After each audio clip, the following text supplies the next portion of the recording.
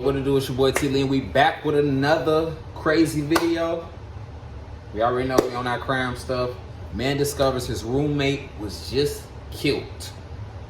We ain't gonna do too much talking. Let's jump into it, man. Hey, sir. How can I help you? My roommate was attacked. I know it. I heard it. She's screaming. She was thrown to the ground.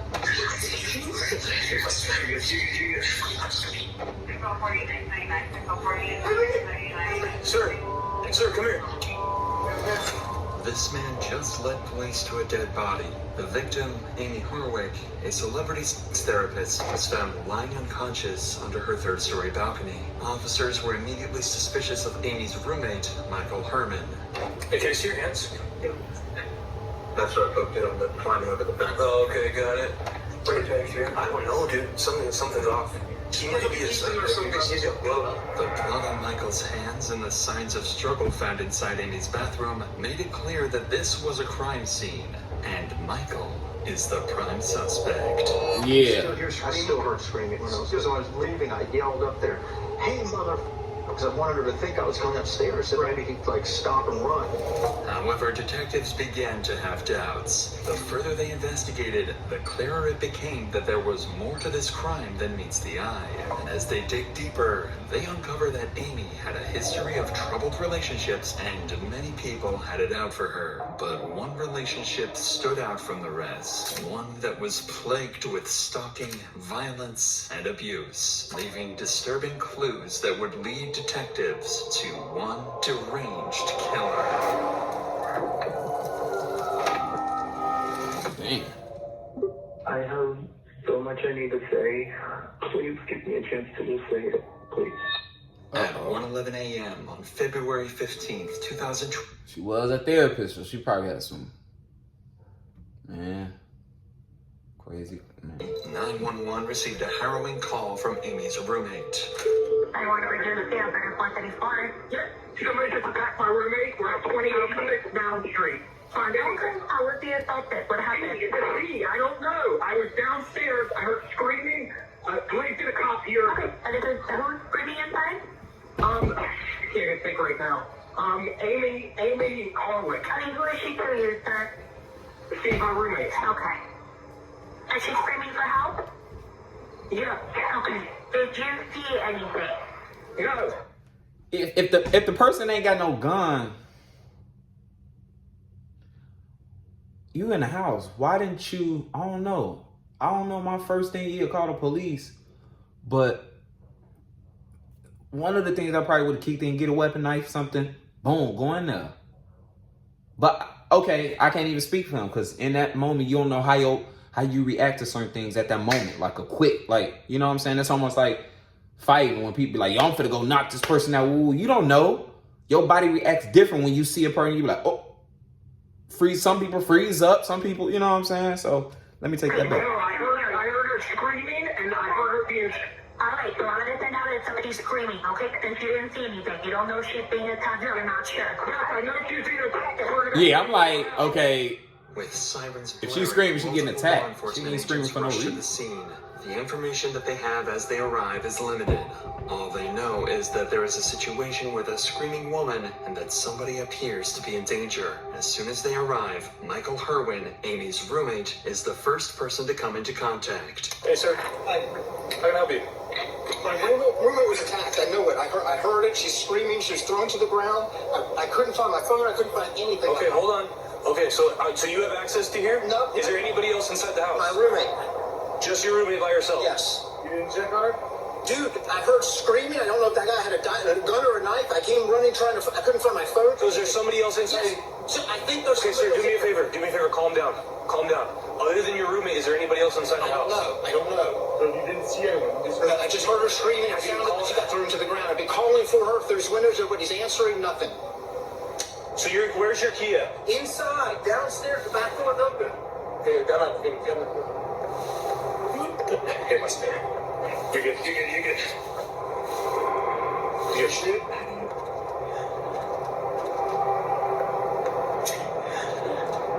Can you advise of the responding units that we had to hop the fence? We're going to be there at the location.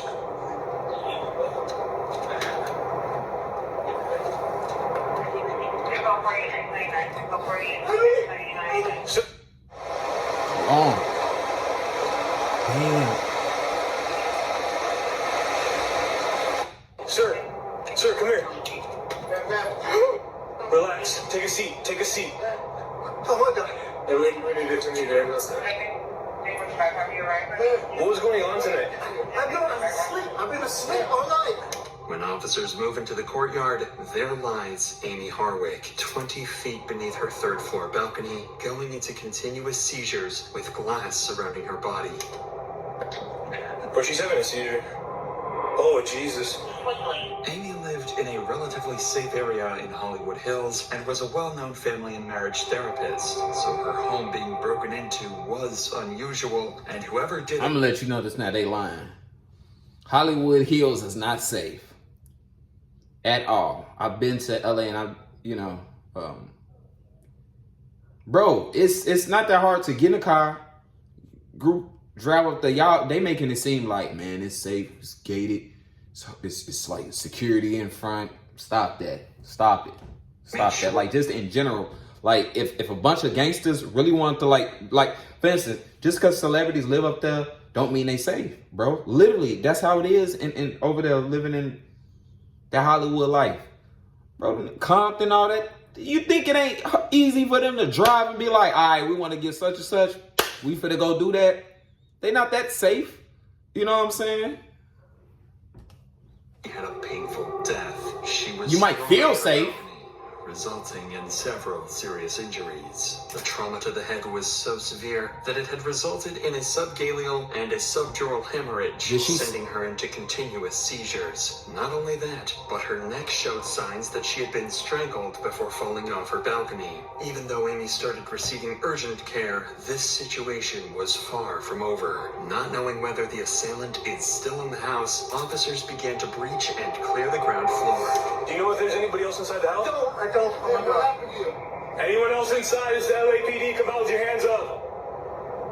Hey, somebody pat him down, please. Stand up. He might be a son. He's got blood. Probably on my couch. Anyone else inside? It's the LAPD. Come out with your hands up. Gotcha. Alright, so you guys can move up in unison. Yeah. On you guys. just imagine a goofball hiding in the shower. You're good, Pascal. Whenever you guys are ready, go ahead. Go back. I got an open room. There's a balcony to the top. Got couches. Gotta be aware, y'all see. Right. Unfortunately, the one responsible for Amy's condition has managed to escape. And Oh, as I'm cops about to make say their they way right through the there. home, He right they there. I'm about notice to that say, damn. everything is organized and spotless, besides a few areas of interest. It's sticky. Beads. This is urine. Urine, but none of that. Amy's bedroom was a mess, with the covers thrown off and a pool of urine in the connecting bathroom. Often, when a victim is strangled, it results in the involuntary loss of bowel control. Moreover, officers would discover something strange. Right on the balcony from where Amy fell, a syringe filled with nicotine had fallen to the ground. So there's a loaded syringe on this right here. Extreme doses of nicotine like the one found in this syringe act as a poison, causing organs in the body to fail and slowly kill an individual as they suffer from vomiting, nausea, diarrhea, and severe abdominal pain. Strangely enough, these types of drugs were never even present in the home, and even if they were, Amy would never take them, as her roommate explains. A loaded syringe, so... Sir, do you know her history of drug use? No, she's sober. She doesn't drink. She doesn't even drink. She doesn't drink. She doesn't even drink. She's sober. So nobody in this house is doing drugs? I smoke pot and stuff. Yeah. Okay, what do you mean that stuff? Well, I smoke pot. That's it? Shrooms every now and then. Okay, so she's sober completely? She's sober completely. How sure of that are you? I'm positive. I'm absolutely sure. I don't know, dude. Something's off. Dude, that rig is loaded completely. Yeah, it hasn't been used. It hasn't been used. Hey, can I see your hands? Yeah. That's right, up there on the climbing over the back. Oh, okay, got it. So what about this one here? I don't know what that is. I guess one of the things too. Can you pull your sleeve back on this one? Right here? Oh no, on this one right here. This one. Yeah. Can you flip it for me? Can you do me a favor? Look up. Tell me the room. Don't tell me the roommate was in on it. Look up. Would you pull your shirt down a little bit? Sure. Really, So- just really like shaky. This whole thing's very weird. And then did you see that? That's right there. It's weird. Although Michael seems incredibly suspicious, finding out whether he's guilty comes second. The first priority is to ensure Amy's survival, whose condition was worsening by the second. Her pulse was nearly non-existent, and she was rushed to a nearby hospital, where it was determined that she had sustained many serious injuries since dropping about 20 feet from the balcony, including lacerations to her liver and brain damage. And despite the best attempts from doctors, Amy Harwick was soon pronounced dead.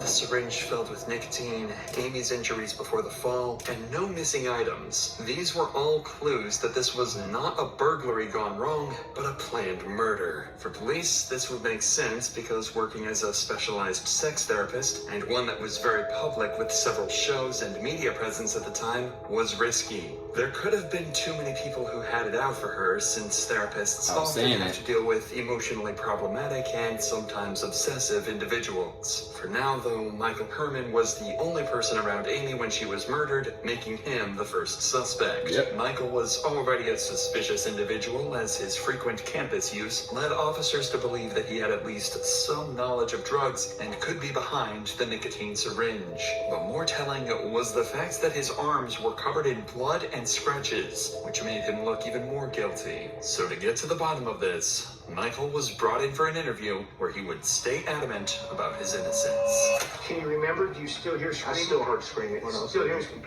And when we were at the house, you Because also when I was yelling, because when I was leaving, I yelled up there, "Hey, mother!" really loud because I wanted her to think I was coming upstairs, so maybe he'd like stop and run. You know, that we was, know that he's not in the house alone. Two of them. Right, Yeah. right. And I didn't know if it was like, I didn't know if it was multiple people. I just didn't know. And I just hope that would that they would make the person flee.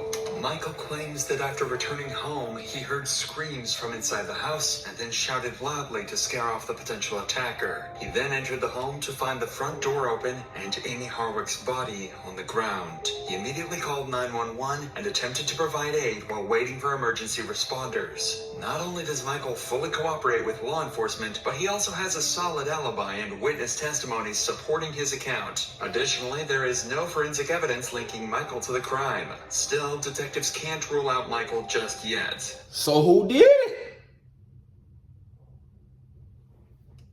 There are no other suspects. Do it herself? Nobody had seen anyone outside of Michael enter or leave the building. But this is when police receive footage from a nearby Ring doorbell camera, a crucial piece of evidence that would turn the entire case upside down. When the cops looked at the footage, they saw Michael come running out of the home, trying to wake up the neighbors and call for help. This was exactly what he told them he had done, which confirms the fact that he was likely only a witness to all of this. But the camera also picks up someone else at the scene. A strange male figure wearing gloves, hopping fences, and running through backyards. In many cases, this man can even be seen covering cameras with a gloved hand. Undeniably, this masked individual was the one responsible for this murder, but finding out who this could be was difficult. As they began looking into her life, there were very few people who wanted to hurt her. She was on good terms with her family and friends and had almost no enemies. So police began to believe that this may have been a case of one of Amy's past relationships coming back to haunt her. Which is the But enemy. Again, almost all of her boyfriends came up clean. All but one of them, Gareth Pursehouse, a man who was reported by Amy's friends to be an obsessive ex-lover and someone who had previously stalked her. But before officers look into Gareth, they decide to consolidate all of the evidence they have first. It was him. Because of the presence of the syringe How much I wanna with bet? pure nicotine, And if it is him, detectives believe that if it whoever broke into if it is him, drop in the comments, my boy. No. My guy. And drop a subscribe. And you gotta subscribe too. apartment And drop a like, intended you to feel me? kill her by And he- injecting her with the syringe, but that their plans somehow went awry. Amy began resisting, and a physical altercation occurred that would be proven by a black rosary that Amy had been wearing around her neck. Beads of this rosary were found trailing all the way from her bedroom to the balcony. Not only that, a black leather jacket that was turned inside out was also discovered at the scene. It is likely that the attacker snuck up behind her, grabbed her by her jacket, and a struggle ensued. The attacker then likely choked Amy, dragged her out to the balcony, and threw her over the top. With all of this in mind, officers began looking for somebody who would want to hurt Amy in this manner. Undeniably, the masked individual was responsible for the murder. However, identifying them could be challenging because, despite being a well-known public figure, Amy had no... Thank God it wasn't a roommate. Thank God. I said enemies. it wasn't. Police start their investigation by questioning friends and family of Amy, looking for any clues on who could have committed this heinous crime. And it wouldn't take long for them to get a strong lead. Amy's friends revealed to police that about a month before her murder, they began receiving concerning messages from Amy. She expressed fear for her life, mentioning that she had recently encountered a stalker. A stalker which, it would turn out, she had an abusive relationship with a decade prior. 41-year-old photographer Gareth Pursehouse. Amy and Gareth had met 10 years earlier in 2011 when Gareth had worked as a photographer on a therapy event Amy attended. They dated briefly, but Amy's friends took note of the relationship being far from normal. In May of 2011, Amy tried to file a restraining order for the abuse she suffered in the relationship. Gareth often suffocated her, slamming her against the walls, dropped her on the ground, and punched her. Yet, somehow, it was him. This order was it was denied, him. As authorities believed there was a It was lack him, of bro. evidence. Of course, this meant a quick end to the relationship, at least for Amy. This was unacceptable for Gareth, as he started obsessing heavily over Amy, and his emotional state worsened. But Amy was the one who'd have to face the brunt of Gareth's mental decline. In the months after the breakup, weird occurrences began happening at Amy's residence. She would walk into her home to find picture frames were smashed. Sometimes there would be roses taped to her front door, and on other occasions, Gareth would refuse to leave her doorstep for Let go, brother. Later, in 2012, Amy tried to file another restraining order against Gareth because he had once again assaulted her and dragged her out of a car. Fortunately, this time, the order would be approved by a judge, barring Gareth from seeing Amy for 5 years. However, according to her closest friends, Gareth's behavior became even more creepy and intense in the years after the restraining order was issued. If Gareth couldn't see her physically, he'd tarnish her reputation on every one of Amy's social media pages. Every single time she posted, she would get derogatory comments, and all of her publications in her field as a therapist would get bombarded with comments criticizing and degrading her work. But things would take a turn for the worst 1 month before Amy's murder. On January 17, 2020, Amy was attending the XBiz Awards, where she was a panelist of an organization called Pineapple Support, which was meant to focus on therapy related to workers in the sex industry. However, as Amy was having drinks before her segment began, she would hear a familiar voice, Gareth's voice, who was working as a photographer at the event. At this point in time, Amy had not seen Gareth in nearly a decade, yet he would approach Amy.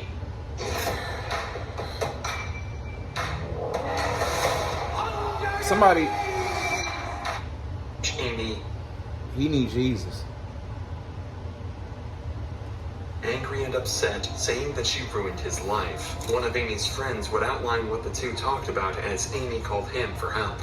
First phone call she called, I couldn't hear. There was a lot of loud commotion. It was chaotic, so I couldn't understand, and I hung up. And then 30 seconds later, I received another phone call from her as well, and all I could hear amongst the chaos were the sounds that were the loud sounds was, "Get the F over here." Initially seeing them walk away, I first checked in with my friend who called me, and she told me, "This guy is freaking out on your friend." So I then walked over to where the two of them had walked to. As I was walking towards them, the only words I heard was, "Ruin my life." After this event, Amy was extremely scared of Gareth and told friends and family that if anything happened to her, Gareth would be responsible, and he had sent her voice messages after the event. I have so much I need to say. Please give me a chance to just say it. Please. And her concerns were proven to be true, because when officers matched a picture of Gareth to the man seen on the Ring doorbell footage on the night of the murder, it was an exact match. But for authorities to be sure that Gareth is the same man they're looking for, they needed to search his home. Obtaining the warrant itself was not hard, because the sheer amount of evidence against Gareth gave officers reasonable suspicion to do so. However, this suspicion would soon turn into shock as syringes filled with nicotine were discovered in Gareth's home, exactly like the one found on Amy's balcony. Not only that, but Gareth himself had sustained injuries on his body and had bloody clothes scattered all over the home. But there was one piece of evidence that proved to be a definitive breakthrough in this case. A DNA comparison between the fingernail scrapings of Amy's body and Gareth would turn up an exact match. Give me my money. Detectives knew that this was exactly the man they were looking for. So by about 5 o'clock p.m., the day after the murder, the cops locate and approach Gareth Purse house. In the face of Gareth's history with Amy and him being caught on camera, officers decide to charge him with Amy's murder. While sitting in jail awaiting a murder trial, Gareth doesn't show an ounce of remorse. In fact, while on a jailhouse phone call with some of his buddies, he cracks jokes and makes light of the whole situation. He even tells them that, due to the public's interest in him, they could become millionaires by selling old jokes he told while working as a stand-up comic. But this is far from the strangest thing he says. Turn those into a book. Try to find a publisher that'll give you money ahead of time for that, just based on my name because of the media. Like, that could be $1 million. I don't know. Look at these idiots. Well, I'm not standing behind this, boy. I'm not coming to visit you pulling this crap. Hell no. I do have a joke for you. What's the most feminine candy bar? Hershey's. Well, we see how he's listening. Yeah, you get your sense of humor, you're making the best of it. Yeah. Well, I know people were posting like crazy hate, and there's like, why? Got a I don't know what the hell that is on top of his head. Looking like that baby off of Incredible. Bother. So you say you're not gay now? Got a lit top. Fuck you talking. Ever? Is that what you're trying to say? Yes. I've seen what's coming at me, and it's not good. I'm not getting out. Cause you did it. Super fun. Gareth Purse House has made it very clear that he believes he is going down for Amy's murder, and he has completely accepted that. One could likely assume that if this man were not truly guilty of this horrific crime, he would not be speaking this way. Despite this, Gareth was bonded out of jail before his trial began, but Gareth was certainly panicking, because right after he was released on bond, the first place he visited was Los Angeles International Airport to escape the country. Normally, a person who has their bond posted is not allowed next to any airports or borders to prevent them from leaving the country, and if they're found doing so, they're arrested immediately and given no chance for a second bond. Exactly what would happen to Gareth as he was arrested once more.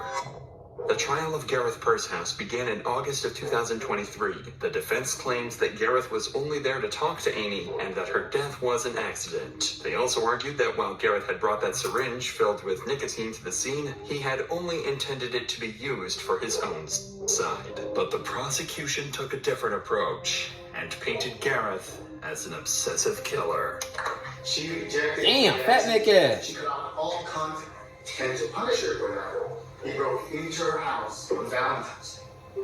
He broke in there with a syringe loaded with a lethal dose of nicotine. The prosecution's argument was solid. However, they had a major point that they would have to prove if they wanted to get a guilty verdict. That point was that Gareth came to Amy's apartment on the evening of February 15th, 2020, with the intention of killing her, not just to have a conversation, as the defense alleged. The defense also suggested that Amy may have ended up on the concrete below the balcony while attempting to get away from Gareth out of fear. One likely scenario for how Miss Hardwick came to rest where she lived in the patio is that she comes home, encounters Mr. Purse House.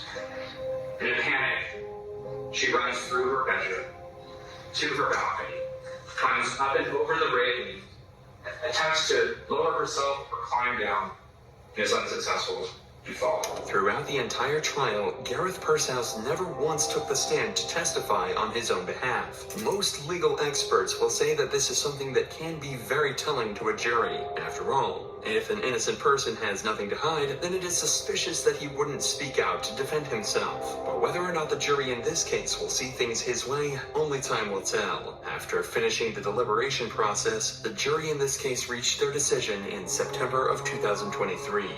As to count one, we the jury will vote inside of action finding the defendant, Gareth Pursehouse, guilty of the crimes of murder in the first degree. Ladies and gentlemen of the jury, are these your verdicts? So say you one, so say you all. Yes. And just like that, Gareth Pursehouse was officially convicted of the murder of Amy Harwick. The only thing left was for Gareth to finally be sentenced. Gareth Pursehouse was sentenced to life in prison without the possibility of parole.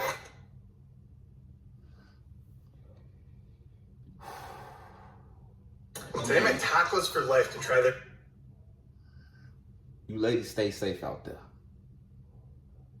These men are crazy. So be safe out here, man. But y'all owe me a subscriber. Appreciate y'all for watching, man. Make sure y'all subscribe. Follow me on all social medias below. You know, click that subscribe button. Hit that like button. Appreciate y'all for watching. We're on the road to 100K subscribers, and I'm out.